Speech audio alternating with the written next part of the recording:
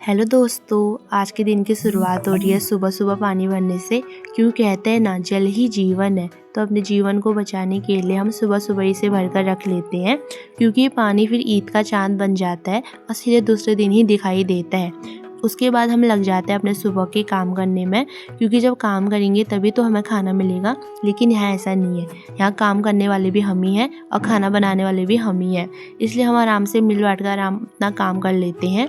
मैं लग जाती हूँ यहाँ झाड़ू लगाने में और मेरी रूममेट हमारे लिए नाश्ता बना लेती है और यही नाश्ता हम पैक करके कॉलेज में लंच के लिए लेके जाते हैं।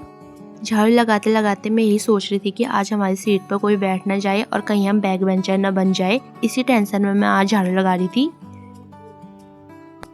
बात तो सही है। उसके बाद मेरी रूममेट यहाँ पर हमारे लिए कॉलेज का लंच पैक करने लग जाती है, जिसमें आज हमने रोटियाँ और चने की सूखी सब्जी बनाई थी। उसके बाद हम फटाफट से अपने कॉलेज के लिए तैयार हो जाते हैं। लेकिन ऐसा हो ही नहीं सकता कि हम फटाफट से कॉलेज के लिए तैयार हो जाए और टाइम पर कॉलेज पहुँच जाए, क्योंकि मुझे अपने बाल सुलझाते 1 घंटा लग जाता है और मेरे बाल इतने गिर जाते हैं कि जिसमें एक गंजे के लिए आराम से एक फ्री की बिग बन जाएगी।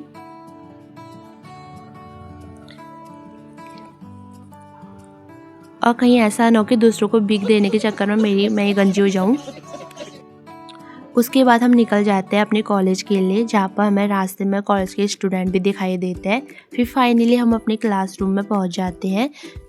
जिस चीज़ का डर था आज वही हुआ, आखिर हम बैक बेंचर बन ही गए। प्रीति इसी दुख में आज स्नैप बना रही थी और ये लोग हमको देखकर हंस रहे थे कि आहा तुम आप बैक बेंचर बन गए।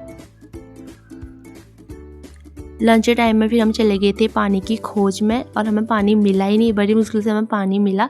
उसके बाद हम करने लग गए थे यहाँ पर लंच करने के बाद फिर हमारी क्लास लगी। फिर क्लास लगने के बाद मैम ने हमें नोट्स बनाने के लिए दिए थे, तो हम वही काम करने में लगे थे। जिन लोगों के नोट्स बन गए थे वो आराम से रील देखने में लगे थे, और हम जैसे जिनके नोट्स नहीं बने थे आराम से नोट्स बनाने में लगे थे। क्लास के और बच्चे भी यहाँ पर नोट्स बनाने में लगे थे, लेकिन हम जैसे को तो काम ही पूरा नहीं हो रहा था। खत्म नहीं होता बे। छुट्टी में अब बस 5 मिनट बचे थे, तो सभी बच्चे छुट्टी का इंतजार कर रहे थे। कुछ लूडो खेल रहे थे, कुछ रील देख रहे थे, तो कुछ हमारे जैसे नोट्स बनाने में लगे थे। उसके बाद हम चले गए थे टेलर के वहाँ, क्योंकि प्रीति यहाँ कर पतली हो गई है, तो हम उसके कपड़े फिट कराने के लिए गए थे। उसके बाद हम चले गए थे राशन की दुकान में, जहाँ से हमने कुछ दालें और मैगी ली। और ये अंकल जी बोल रहे थे कि हमारे वहाँ से सामान लेना, हम सस्ता देते हैं, लेकिन ऐसा नहीं था। इनके रेट तो और दुकानों से भी हाई थे। तो उनकी दुकान की तारीफ सुनकर हम पहुँच गए थे फाइनली अपने रूम में। तो thank you for watching, bye bye.